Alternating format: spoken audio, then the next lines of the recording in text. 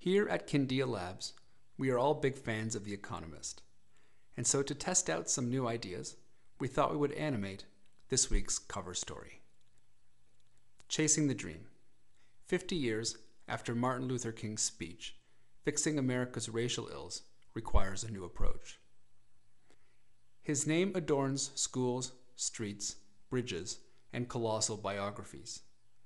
Almost as soon as they can talk, American children are taught to revere Martin Luther King. His message was a simple clarification of America's founding promise, that all men are created equal and have a right to life, liberty, and the pursuit of happiness. That means everyone, he explained. He put it best on August 28, 1963, ad-libbing before a crowd in Washington, D.C.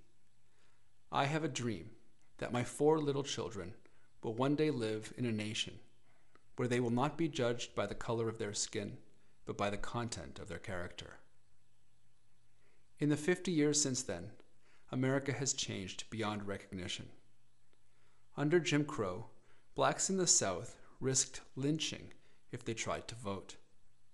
They were forced to use separate and inferior water fountains and schools.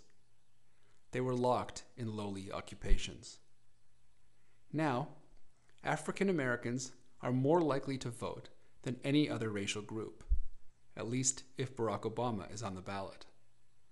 White bias against non-white candidates is hard to detect. Mr. Obama won more of the white vote in 2008 than John Kerry did in 2004. In King's Day, interracial love was illegal in many states. Today, 15% of new marriages cross racial lines. For black men, the number is 24%. In King's Day, segregation was the law in the South and the norm in the North. Today, all white neighborhoods are effectively extinct, finds a recent study by Edward Glazer and Jacob Vigdor. And segregation is declining in all 85 of America's largest metropolitan areas. No one today finds it odd to see blacks running big cities, Washington, Philadelphia, Denver, or big companies, Merck, Xerox, American Express, or playing God on the silver screen. Black earnings shot up after the Civil Rights Revolution, both in absolute terms and relative to white. Yet, in recent years, economic progress has stalled. Between 2000 and 2011, black median household income fell from 64% to 58% of the white figure. The wealth gap is even more alarming. In 2005, white families' median net worth was 11 times that of blacks. In 2009, it was 20 times. On other measures, too, blacks fare poorly. Many struggle in school. The average black 17-year-old reads and manipulates numbers about as well as a white 13-year-old. Many fall foul of the law. By the age of 30 to 34, 1 black man in 10 is behind bars. The figure for white men is 1 in 61. And the traditional black family has collapsed since King's Day. In the 1960s, many thought it a crisis that nearly 25% of black children were born out of wedlock. Today, it is 72%. For whites, 29%. And most of these children are being raised by mothers who are truly alone, not cohabiting.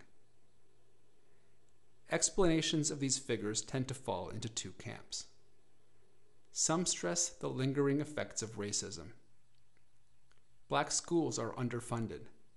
Employers overlook black job applicants.